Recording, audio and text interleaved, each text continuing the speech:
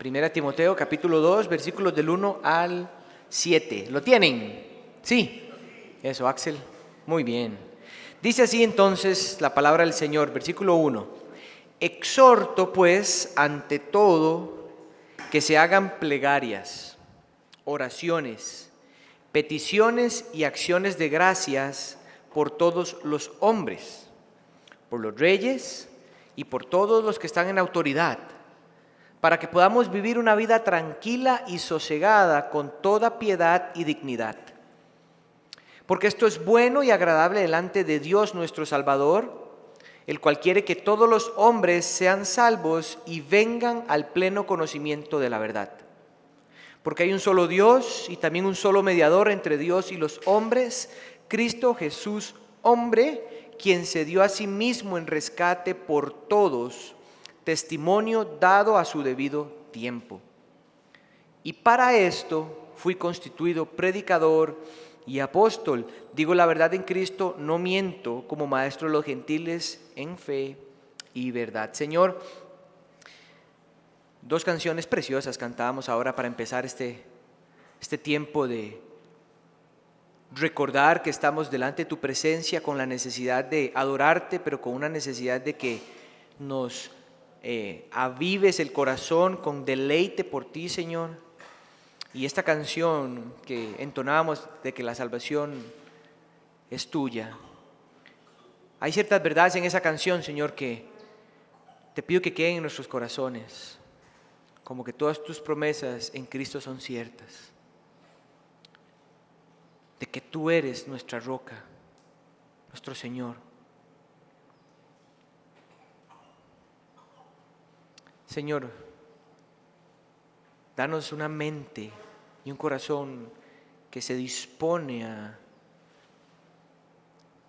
entregarse a tu palabra, sabiendo que ella trae vida y esperanza. Aun cuando textos como estos son raros para muchos de nosotros, tratar de visualizarlos. Pero es tu palabra, este es el texto que has determinado para nosotros esta mañana y que es bueno para nuestra alma. Gracias, Señor, porque aun cuando Satanás aceche, el mundo quebrantado nos afecta, el pecado de nuestros corazones brota, tú eres nuestro Señor. Derramamos nuestras almas ante ti, nuestro Dios, nuestro Salvador, nuestro Redentor, nuestra roca, nuestro pronto auxilio. Gracias, Señor, porque tú eres un Dios vivo y estás en medio de tu iglesia, cuando tu iglesia se reúne para ser enseñada por tu palabra. Gracias, en el nombre de Jesús, amén y amén. El título de este sermón es El Evangelio impulsa a la iglesia en oración y al deseo de salvación de los hombres. El Evangelio impulsa a la iglesia al deseo de la oración y al deseo de la salvación de los hombres. Cuando pensamos en lo que el Evangelio hace, tenemos que entender que el Evangelio es la obra de gracia redentora, perdonadora y transformadora en la vida de cada miembro de la iglesia del Señor Jesucristo. Este Evangelio poderoso es el motor y la gasolina en cada corazón que ha sido justificado, santificado y redimido. Entonces, por ese Evangelio, la iglesia es impulsada a vivirlo en cada situación, cada relación que tiene, en cada momento de vida que experimenta. El Evangelio nos impulsa en nuestros matrimonios a vivir de forma que honre al Señor. El Evangelio nos impulsa en nuestros trabajos a hacerlo con honestidad y servicio. El Evangelio nos impulsa a cultivar amistades en las cuales el consejo del Señor prevalezca e inunde esa relación. El Evangelio nos impulsa a criar a nuestros hijos en la instrucción del Señor y en la disciplina. Entonces, lo que el Evangelio hace es que nos enseña o nos impulsa, nos mueve a ver la vida como Dios la ve, a vernos a nosotros como Dios nos ve y nos impulsa a desear lo que Dios desea. El Evangelio nos enseña a ver a Dios como Dios quiere que lo veamos. El Evangelio nos impulsa a vernos a nosotros como Dios nos ve.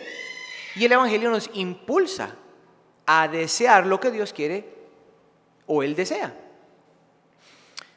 Este Evangelio, pero no solo impulsa o motiva o anima, este Evangelio nos guarda de engañarnos como iglesia. Por ejemplo, que nosotros podemos creer que nosotros somos los que escogemos cuál es el deseo del Señor para nosotros como iglesia. Como que los ancianos y los miembros dicen, no, nosotros determinamos que esta iglesia sea conocida por la consejería, la adoración o la predicación. Esa es la razón de nuestra iglesia. El Evangelio nos guarda de esas cosas. El Evangelio nos guarda de creer que nosotros podemos construir algún tipo de razón de ser como iglesia. A nosotros lo que nos mueve es la obra social. El Evangelio lo que hace en impulsarnos, movernos, guardarnos, es movernos o llevarnos hacia la voluntad de Dios como iglesia. Y en ese entender la voluntad de Dios como iglesia, nos recuerda el llamado que Dios nos dio como iglesia. Entonces, por eso es que el título es el Evangelio impulsa a la iglesia a dos cosas que son claramente reveladas por el Señor. Cuando nosotros leemos el texto que leímos, vemos cómo Pablo entonces anima a la iglesia de Éfeso a que recuerde que este Evangelio debe ser el centro de sus vidas, debe ser recordada para la iglesia, y este es el punto del texto. Cuando la iglesia vive el Evangelio, esta iglesia es movida con el deseo de orar para que los hombres sean salvos, porque Dios tiene el deseo de que esos hombres se salven, y a eso fue lo que Dios llamó a su iglesia. Eso es todo. Y mi propósito esta mañana es que respondamos a eso, nada más. ¿Cuál es la primera verdad? Verso 1 y 2. Vea lo que dice el verso 1 y 2. Es un texto que cuando uno lo lee, espero poder explicarlo de una manera que edifique nuestras almas. Dice Pablo: exhorto ante todo que se hagan plegarias, oraciones, peticiones y acciones de gracias por todos los hombres, por los reyes y por todos los que están en autoridad, para que podamos vivir de una vida tranquila y sosegada con toda piedad y dignidad. Esta es la verdad. El Evangelio impulsa a la iglesia a orar. Hasta aquí, esta carta pastoral nos ha enseñado verdades de este Evangelio en la iglesia de Éfeso. El punto de Pablo es que la iglesia aprenda cómo ser una iglesia que es la iglesia del Dios vivo, columna y baluarte de la verdad, cómo conducirse como iglesia.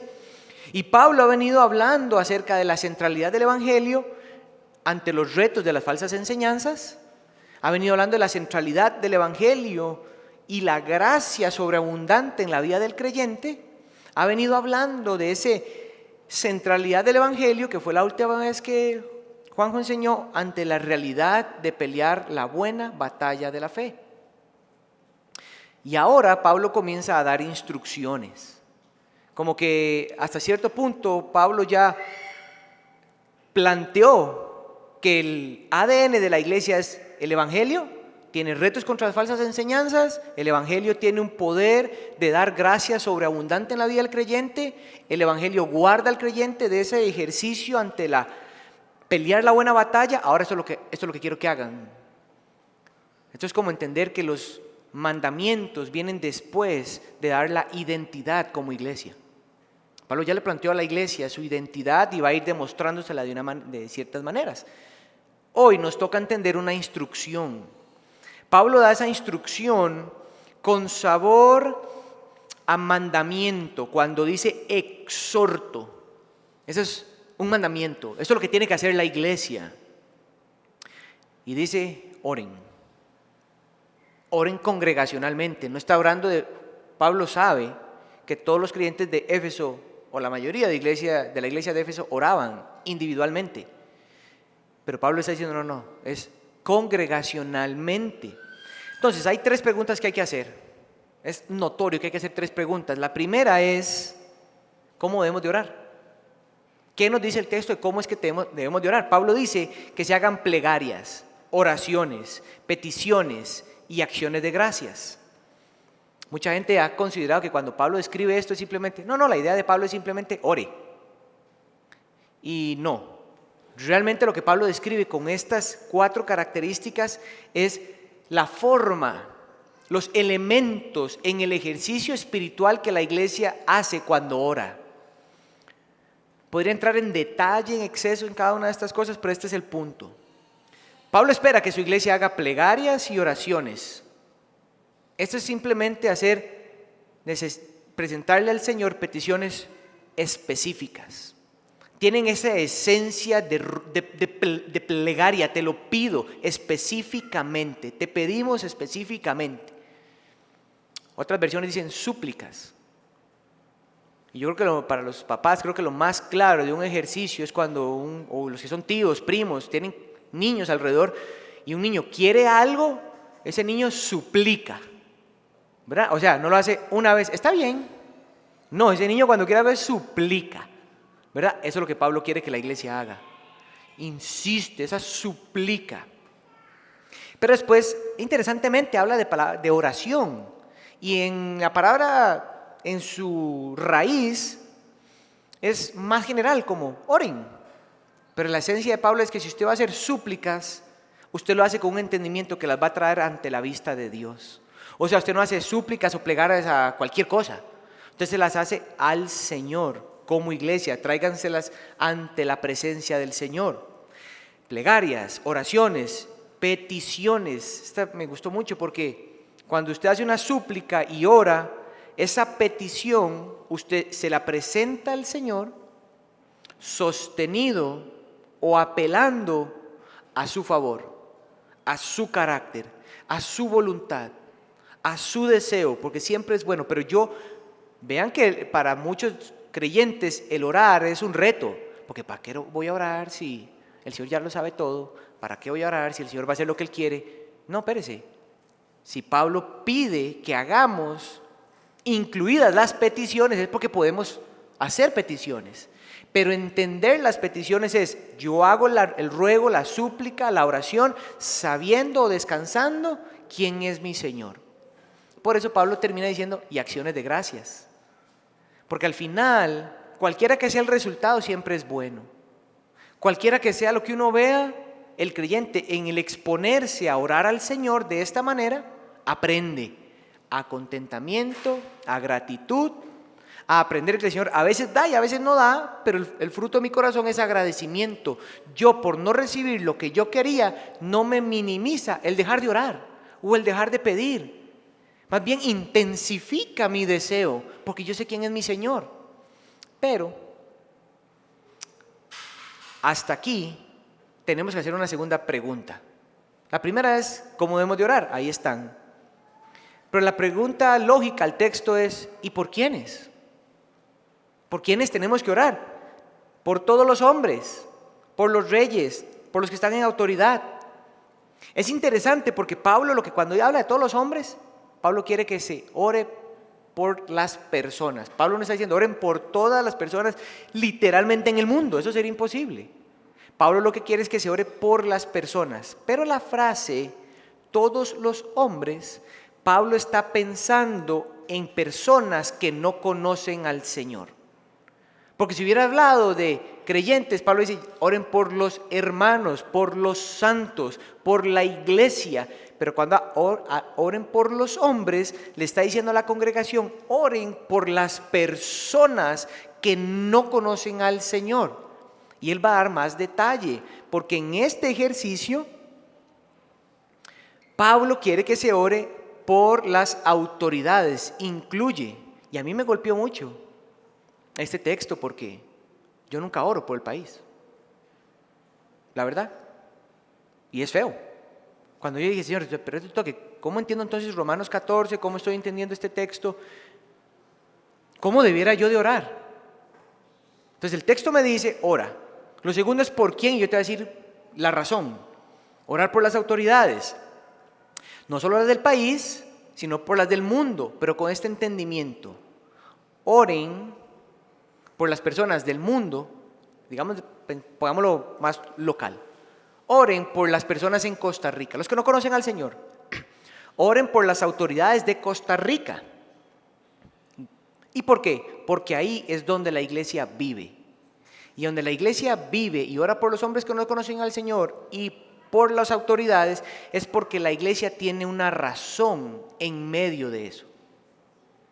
Esa es la tercera pregunta. Entonces, yo oro de esa manera, oro por los hombres, oro por las autoridades. ¿Cuál es la razón? ¿Cuál es el motivo por el cual yo oro? ¿Será que tengo que orar por lo que yo quiera? ¿Por lo que yo desee? ¿Lo que la iglesia considere? No. Romanos 14 dice que los gobernantes son siervos del Señor. Están hechos para servir al Señor. Y esto es lo que más choca a los creyentes, porque esta injusticia, ¿cómo podemos sujetarnos? Pablo escribe ese capítulo 14 a una iglesia bajo un emperador.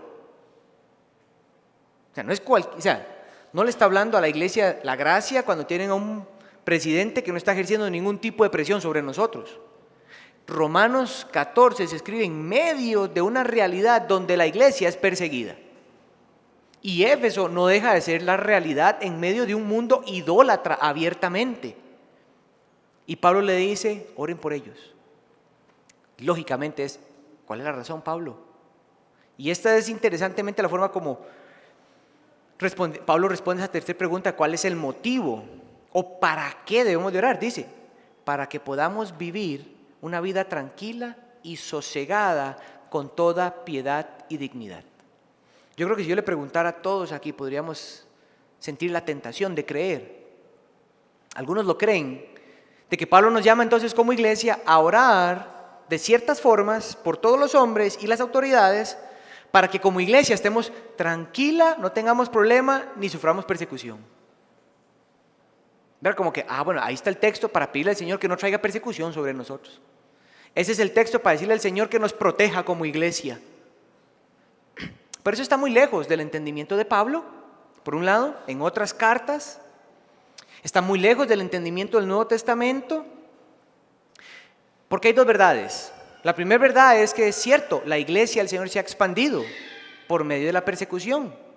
Históricamente, entre más presión se le ha hecho al pueblo del Señor, más se multiplica.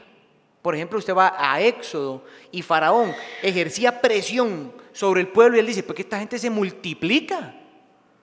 En un sentido espiritual, la iglesia cuando recibe presión, el evangelio fluye. El problema es cuando creemos que esa es la única forma que Dios hace que su evangelio prospere. Y textos como estos colapsan un poco la mente con aquellos creyentes que sostienen únicamente el sufrimiento como la herramienta de Dios para expandir su evangelio. Y eso no es cierto. La otra forma verdadera es que Dios expande su evangelio, su iglesia da a conocer su gloria en oportunidades abiertas, en contextos de paz, de justicia, contextos donde la realidad del cristianismo no es persecución o sufrimiento. ¿Saben por qué eso es verdad? Porque entonces, ¿cómo nosotros podríamos? Diríamos entonces que en Costa Rica, como no hay persecución, el evangelio no funciona porque no hay presión sobre nosotros. Pero creo que todos concordamos que eso no es cierto. Yo creo que está la reflexión también. Que a veces creemos como iglesia que si Dios trajera persecución, su evangelio se multiplicaría. Pero cuando las oportunidades están abiertas, en lugar de aprovecharlas, vivimos acorralados. O sea, tenemos un mundo como iglesia abierto delante de nuestros ojos y la iglesia callada. Entonces traemos a un asiático, a un árabe creyente y él cuenta cómo en su país sufriendo el evangelio y todos los cristianos dicen ¡wow! Es que esa gente sí tiene. y nosotros con un mundo abierto. ¿Verdad? Yo creo que Pablo tiene esa idea. Pablo responde a esas preguntas no para que oremos por las situaciones. Pablo quiere que oremos por los corazones de las personas donde la iglesia o los miembros de su iglesia están proclamando o ministrando el evangelio. Pablo quiere, de una forma más amplia, que la congregación ore por las personas de nuestro país y por los gobernantes, para que como iglesia podamos vivir de una forma devota a Dios, donde nuestra integridad, siendo luz, sal, bendición, podamos mostrarlo aprovechando el poder proclamar el evangelio en cada lugar y oportunidad que tengamos. Como iglesia estamos llamados a orar para que el Señor abra oportunidades como discípulos de nuestro Señor en nuestros trabajos. ¿Cuántos de nosotros tienen oportunidad en sus trabajos de hablar del evangelio? Y yo no estoy hablando de un don de evangelismo que todo el mundo se imagina parado en una caja. No. Yo estoy hablando intencionalmente con tus compañeros, produciendo relación, entrando al corazón y entender cómo ve la vida. ¿Cuántos de nosotros vemos las oportunidades como esas? ¿Cuántos de nosotros oramos por esas peticiones? Señor, abre las puertas en nuestros trabajos, porque para eso estamos ahí. Porque si verdaderamente el Señor es providencial, soberano, Él te puso en el trabajo donde estás, no para que ganes más plata. Es para que proclames su gloria en la forma como vives íntegramente, la forma como controlas el tiempo, la forma como sirves a los otros, en computadora o personal, no importa. Pero el texto nos llama a orar por eso, pero no solo eso. El texto nos llama a orar en nuestros contextos donde estudiamos, en las universidades. Por nuestras familias, el campo más difícil donde los creyentes se quedan con la boca tapada y colapsan, son en sus familias. ¿Cuántos de nosotros hemos proclamado oportunidades que hemos tenido con nuestras familias y ha sido como pegar con un muro?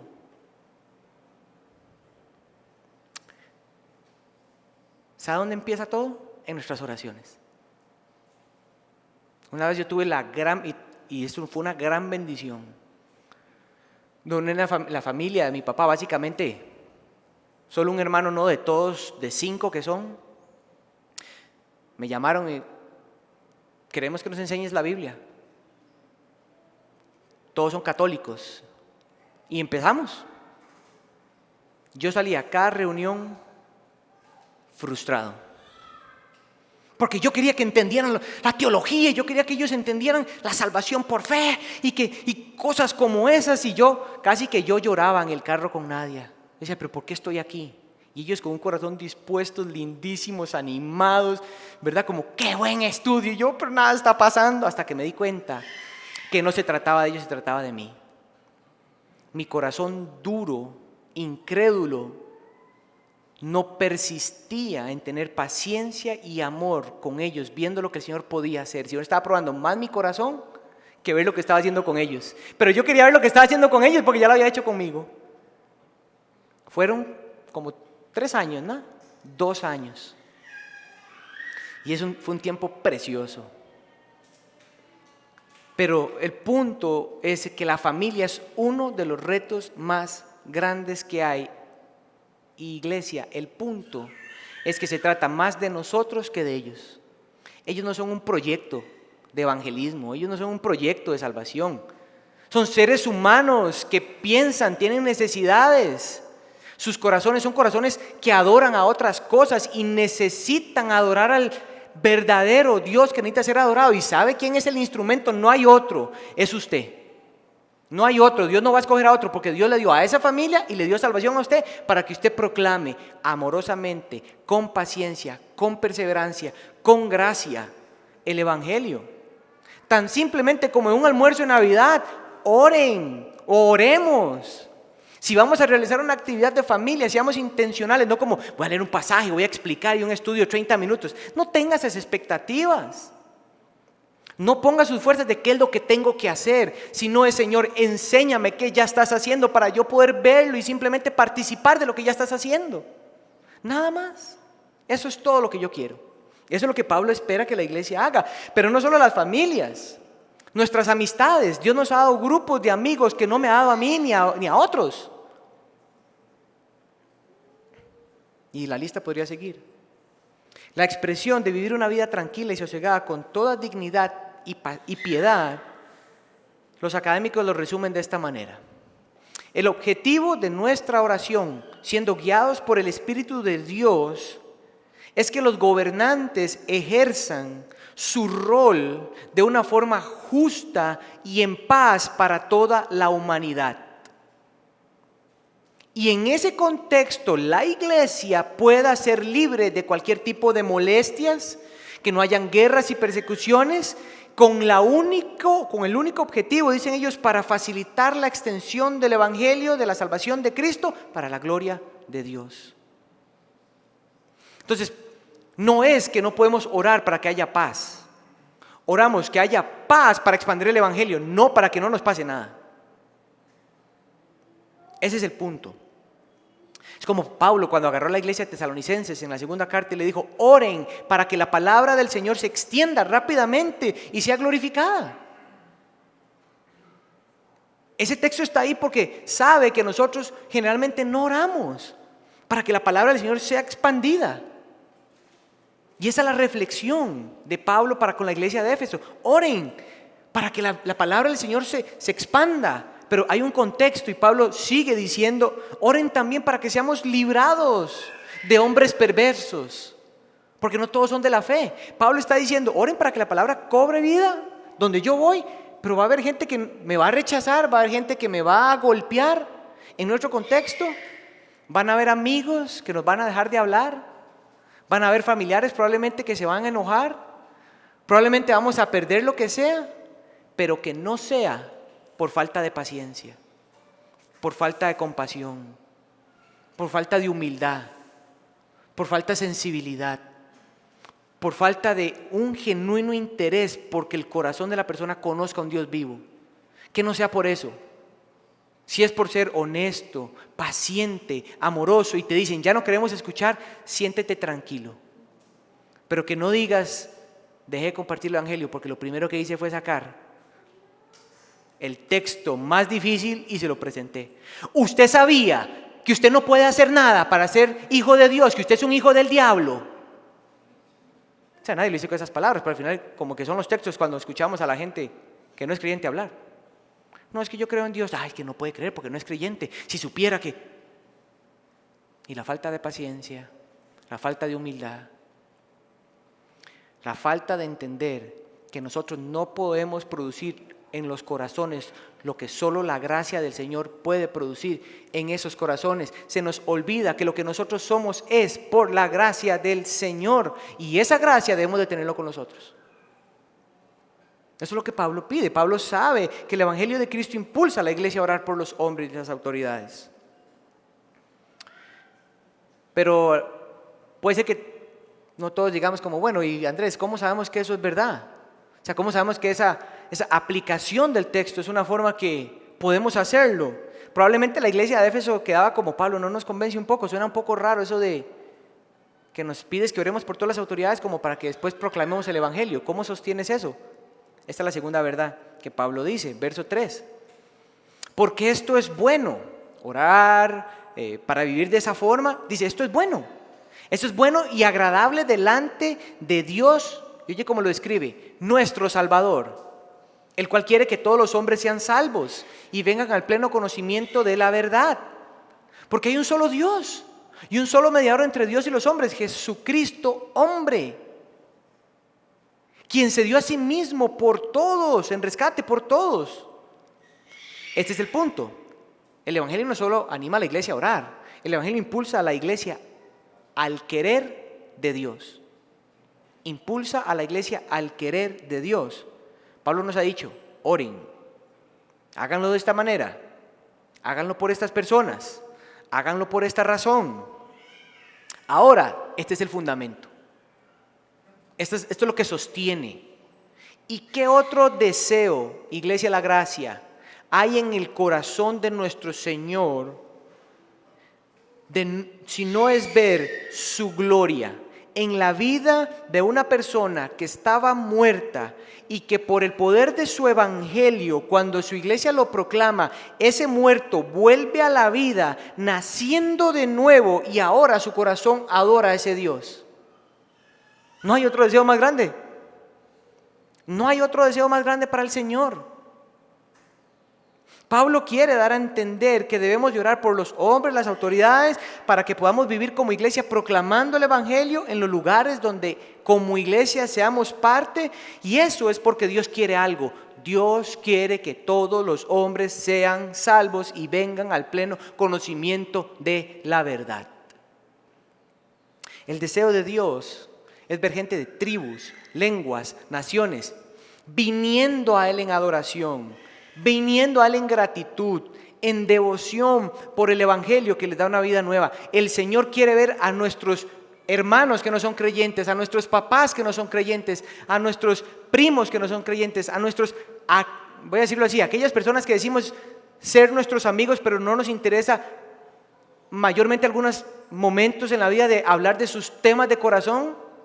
Esas personas Dios quiere que vengan a Él y lo adoren. Mujeres, hombres, niños, ancianos, se postren a los pies de Cristo, habiendo recibido su gracia, la fe, el regalo de la vida, la seguridad de sus almas, y ahora puedan vivir para Él como nosotros estamos perseverando en vivir para Él. Dios no tiene otro deseo.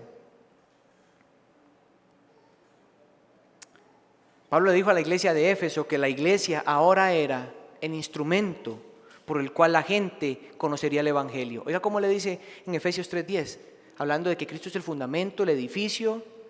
Dice: de ese modo, la infinita sabiduría de Dios, el evangelio, Cristo, puede ser dada a conocer por medio de la iglesia. ¿Cuál es el punto? Dios no usa la política para dar a conocer su gloria. Dios no usa o no instituyó a la política para dar a conocer su iglesia, su evangelio. Dios no dice que al poner a los pastores, y solo los pastores y los misioneros y los evangelistas, solo ellos, Dios determinó que su iglesia, su pueblo, que ese es el entendimiento de iglesia, es sacado de un lugar, llamado a una asamblea, y cuando uno se reúne como asamblea, uno tiene un tema. Esa es la adoración a Dios. Somos sacados del mundo, puestos en un grupo que el Señor nos llama a reunirnos, una asamblea, y ahí aprender de Él para seguir lo que Él se ha propuesto que su asamblea, su iglesia haga. La iglesia, y mis hermanos, en serio, yo quiero que esto sea de ánimo para nosotros. La iglesia no puede ser movida por los ministerios para proclamar la gloria de Dios entre los pueblos. O sea, yo no puedo esperar que haya un ministerio de evangelismo para yo compartir el evangelio. Yo no puedo esperar que haya un ministerio de oración para comenzar a orar por los perdidos.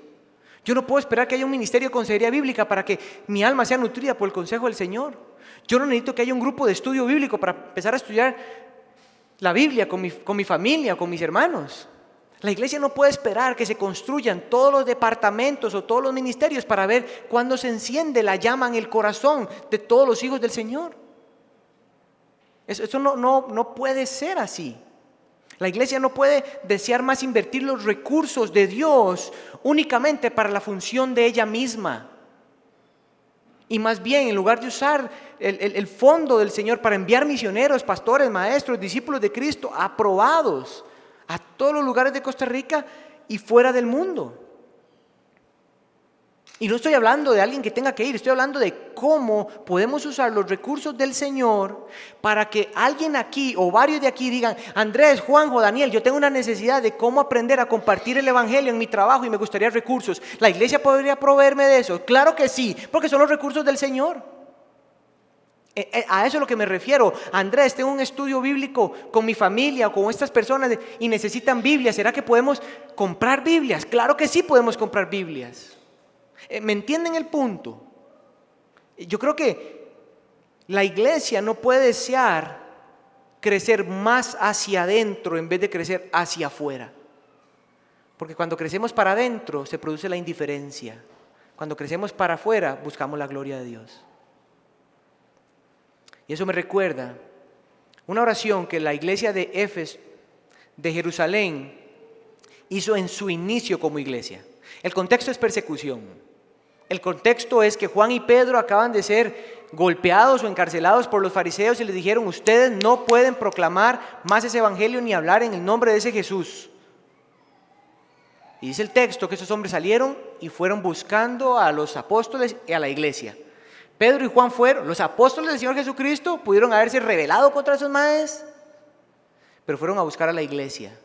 Y la iglesia, que no eran solo los apóstoles, habían todos los discípulos del Señor, están reunidos y esta gente comienza a orar.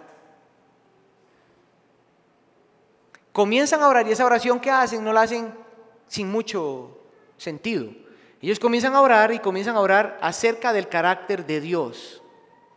Señor, tú eres bueno, tú planificaste la salvación, esta gente la llevó a cabo matando a Jesucristo y pone todo ese ejercicio, pero hay algo que a mí me resuena en los oídos cuando lo leo y está en el versículo 29 al 31 y déjeme leérselo. Está la iglesia de Jerusalén ciertamente siendo perseguida, pero la situación no es para ellos un elemento como para dejar de pedir lo que comenzaron a pedir. Ellos sabían el Dios que tenían, ellos sabían el evangelio que habían creído, ellos sabían que Jesucristo había resucitado, lo habían visto, ellos estaban convencidos de una verdad y ahora ellos hacen estas palabras. Oiga, ahora, Señor, ya han hablado del carácter del Señor, ahora, Señor, está la petición. Considera sus amenazas. Míralas, no las des por menos. Mira sus amenazas. ¿Cómo terminaría usted la oración? Oiga cómo ellos terminan la oración.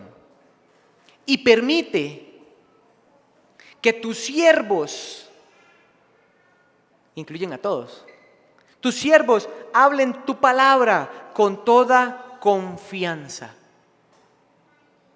Mientras extiendes tu mano para hacer curaciones, señales y prodigios mediante el nombre de tu santo siervo Jesús. Esta gente pudo haber dicho: Señor, líbranos. Señor, está muy cansado. Ya me despidieron del trabajo. Pues no sabemos cuál es el contexto de otros cristianos habían ahí. ¿Verdad? La gente asume que están solo Pedro y Juan viviendo el ministerio. No, pero habían otros. Habían familias, habían hombres, mujeres, niños, ancianos. Y todos participaban de la oración. Los jóvenes pudieron haber dicho: Señor, líbrame para no perder a mis amigos. Los adultos pudieron haber dicho: Señor, líbranos para no perder el trabajo porque hay que comer. Señor, líbranos de la muerte porque esta vaina realmente se ve seria, ¿verdad? Señor, ora para que los políticos del país conozcan tu verdad y levantes diputados cristianos y que vayan y se metan ahí y ellos proclamen el evangelio. Ellos no oraron de esa manera. El Señor, permítenos hablar tu palabra con confianza. Cuando yo leo eso, yo digo: Señor, esta gente sabía. Y no es para avergonzarnos, es que el texto está escrito para animarnos. Esta gente sabía quién era su Dios. Pero oigan lo que pasa después. Dice: después de orar, el lugar donde estaban reunidos tembló. Y todos fueron llenos del Espíritu Santo y hablaron la palabra de Dios con valor. Lo que pasó es que esta gente oró pidiéndole al Señor lo que no tenían, pidiéndole al Señor que les diera lo que necesitaban, y lo que esa gente recibe es valor en un contexto de persecución. Y nosotros que tenemos oportunidades, como que pedimos lo contrario. Ese texto está para darnos ánimo. Pablo está animando a la iglesia a considerar que Dios tiene un deseo grande de que los hombres se salven. Dice Juan Calvino que Pablo demuestra que Dios tiene el corazón de salvación por todos, porque Él invita a todos al reconocimiento de la verdad.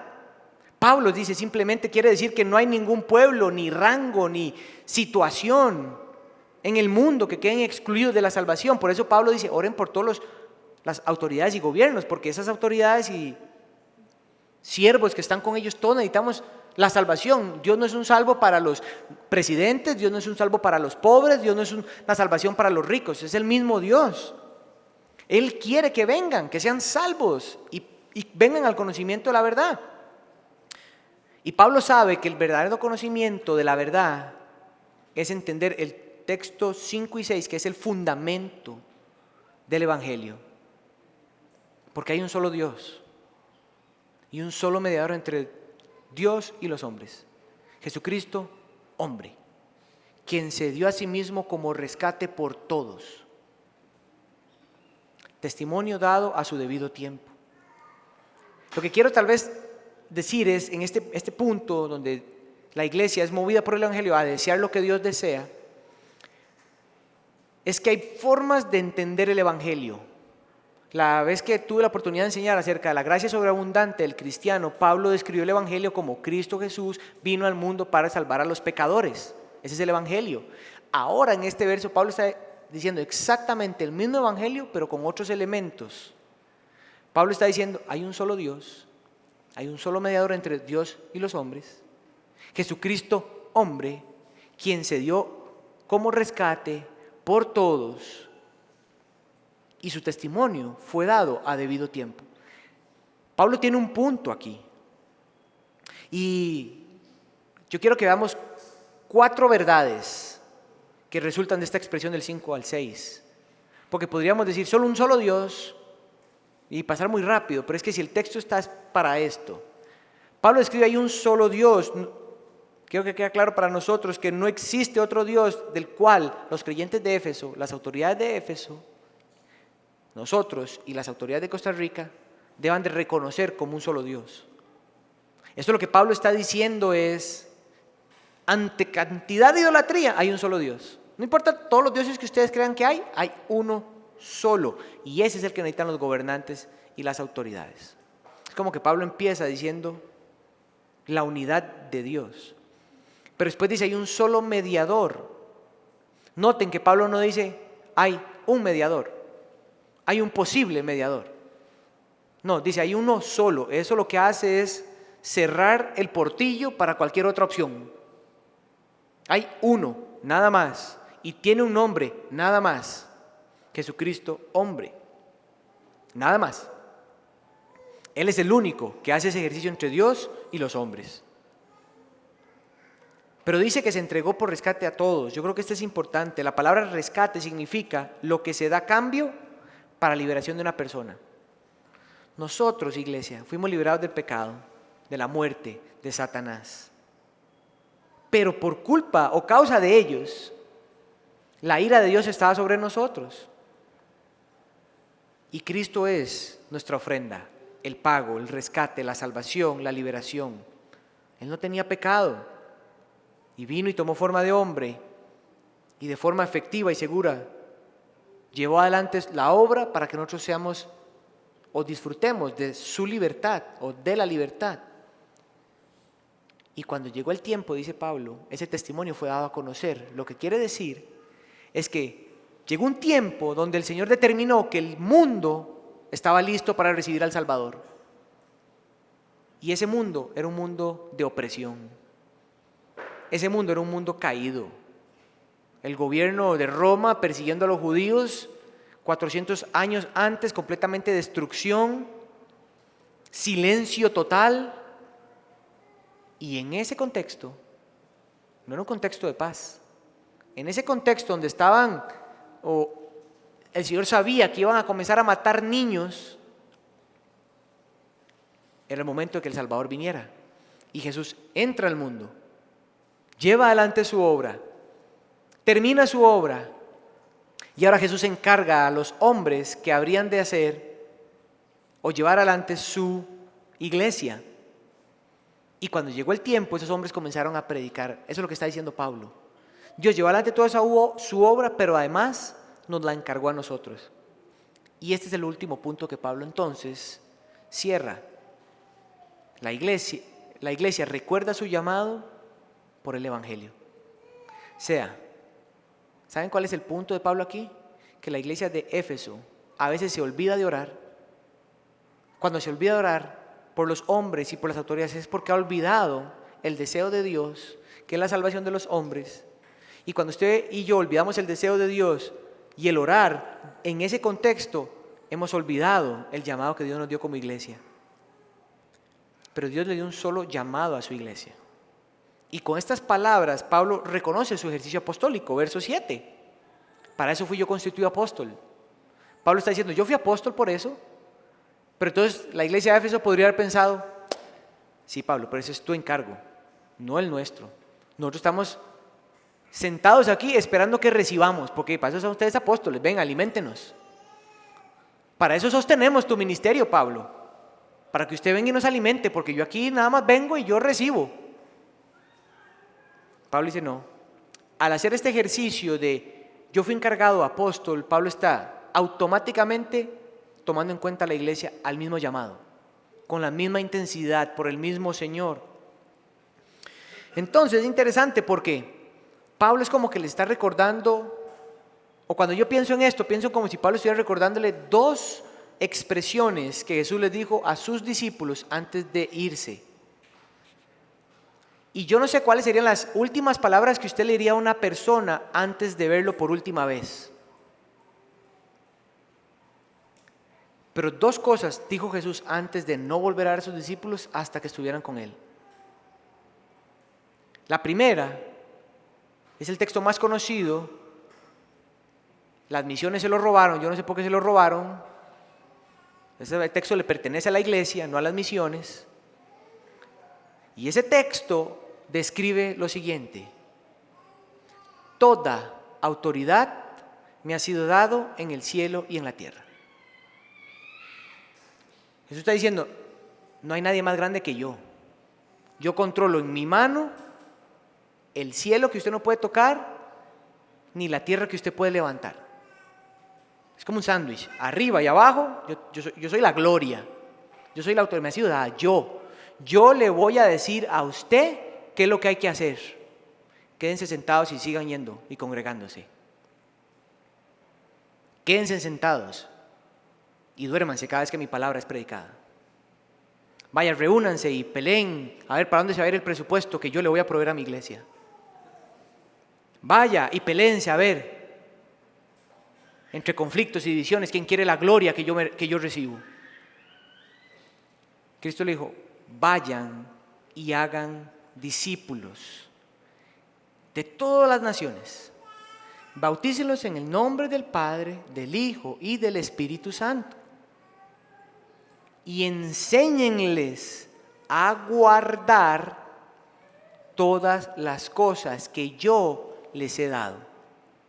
O sea, vayan por el mundo, trabajen, sirvan, piensen en mi gloria y cada oportunidad que ustedes tengan, piénsenlo a partir de mi gloria.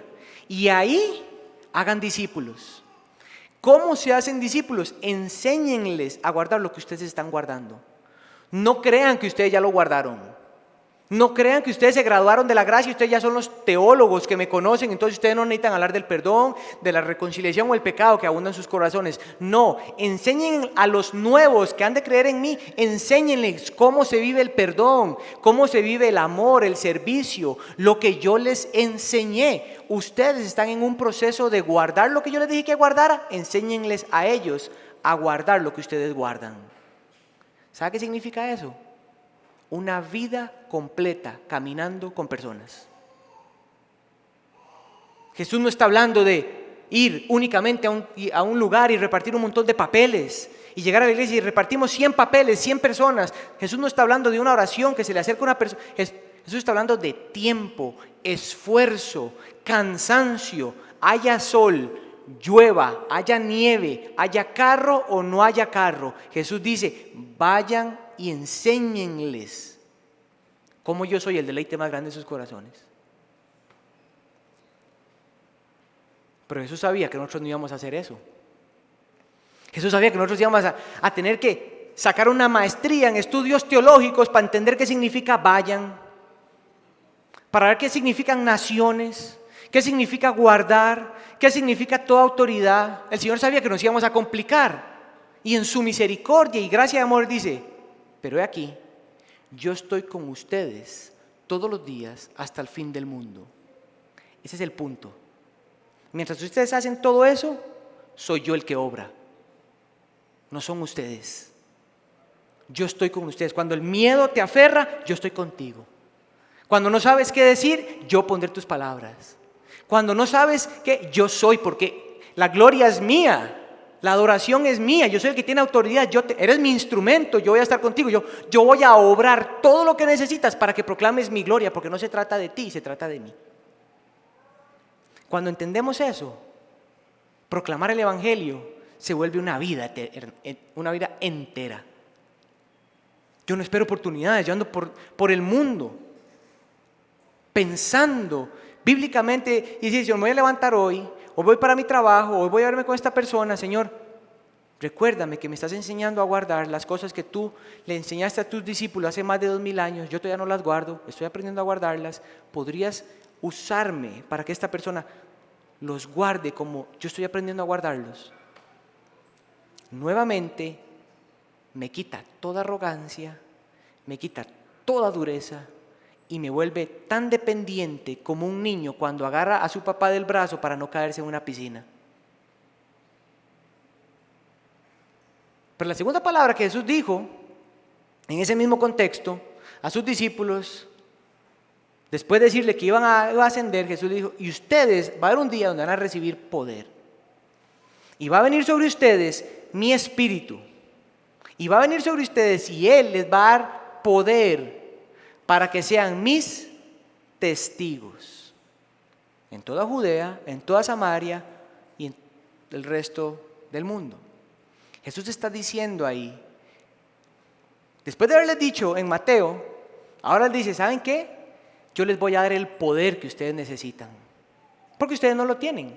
Mi presencia va a venir sobre ustedes y esa presencia va a absorber sus corazones en deleite tan profundo por mí que ustedes van a estar tan dispuestos, no todos, algunos van a estar dispuestos a entregar su vida por mí. La palabra testigo ahí es mártir. No significa que todo cristiano va a morir por causa de Cristo. Sí significa que todo testigo de Cristo muere por Cristo. ¿O no estamos todos nosotros todos los días tomando nuestra cruz, siguiendo a Cristo y muriendo por nosotros mismos? Todos los días, iglesia, nosotros morimos a nosotros. Todos los días morimos a los deseos que quisiéramos tener por causa de Él. Todos los días abrazamos la verdadera identidad que Él nos ha dado porque la perdemos en otras cosas. Todos los días estamos aprendiendo a que el trabajo no sea lo que nos absorba, sino una oportunidad de ser su instrumento. Estamos todos los días respirando su gracia para poder ubicarnos en donde estamos y poder morir a causa de Él cuando Él determine. Pero todo por un amor más grande. Nuestro Señor nos llama como iglesia a desear la salvación de los hombres. Dios nos llama a orar por la salvación de los hombres, siendo nosotros los instrumentos de su evangelio. Porque solo el evangelio es poder de Dios para salvación. El evangelio debe ser proclamado. Y uno de mis autores favoritos dice esto: la iglesia de Jesucristo nunca fue establecida para existir como un gueto aislado en medio de una cultura arruinada y oscurecida. Somos llamados por Cristo a ser participantes del mundo, como sus agentes de redención. A veces vivimos como un gueto cristiano, ¿verdad? Como esos suburbios ahí. Iglesia, para ir terminando ya, el Señor desea su gloria en aquellos corazones que son hechos, que permanecen como piedras. Él desea recibir alabanza de los corazones que alaban a su creación en vez de alabarlo a Él. El Señor nos llama a desear ver vidas transformadas, hechas nuevas por ese glorioso evangelio que nos dio vida a nosotros un día. Él desea que el evangelio abra los oídos y los ojos del corazón que están sordos y ciegos por el orgullo, por la vergüenza, por la culpa, por la desesperanza, por la tristeza, por el odio, por el remordimiento, por los placeres, por el resentimiento, por la ira, por la pereza, por la indiferencia, por poco valor de la vida, que buscan identidad en la creación y el deleite de ser ellos sus propios dioses. Mis hermanos, nosotros estamos llamados a ser cirujanos del alma en el nombre del Señor. Usted no quiere que un cirujano cualquiera le abra el pecho, ¿no es cierto? Pues no, ¿verdad? Veo a algunos diciendo como, bueno, tal vez yo aceptaría. En la ilustración que estoy dando, la respuesta es no. Queremos a alguien que la maneja bien, que sabe lo que es. Mis hermanos, a eso nos llamó el Señor, a ser cirujanos del alma. A cuando abrimos, lo que desempaca ahí es agarrar la luz del Señor y ponerla donde hay oscuridad, donde ese corazón no tiene sal porque es insípido. Le ponemos la sal del evangelio para que agarre sabor y vida. Es agarrar en el nombre del Señor con su verdad, sacar ese corazón de piedra y ponerle en el nombre del Señor un corazón de carne porque Él obra ahí, y enseñarle a ese corazón que respire. Somos cirujanos del alma en el nombre del Señor con todas aquellas personas. Por eso es que congregacionalmente debemos de orar. Por eso es que debemos de animarnos en donde estamos sirviendo. Que la gracia del Señor nos habilite para no ser indiferentes, perezosos, orgullosos, ciegos, miedosos, negligentes ante el llamado que el Señor nos da como su iglesia. Somos el pueblo de Dios, que fuimos llamados de la oscuridad a su luz admirable, para que al contemplar su belleza proclamemos a la gente la verdad, y para que esos corazones, cuando el velo les es quitado, sigan, como usted y yo, contemplando la gloria de Cristo, y al contemplar la gloria de Cristo somos transformados. Estamos llamados a ejercer la misericordia como pueblo del Señor que recibimos cuando no teníamos misericordia. Y somos llamados a otros a venir a la familia del Señor cuando nosotros fuimos adoptados también. El Evangelio nos impulsa como iglesia en la oración y al deseo de salvación de los hombres, porque Dios tiene el deseo de salvarlos y Él le dio ese encargo a su iglesia, y nosotros somos parte de esa iglesia, y ahora necesitamos de su gracia para eso. Amén.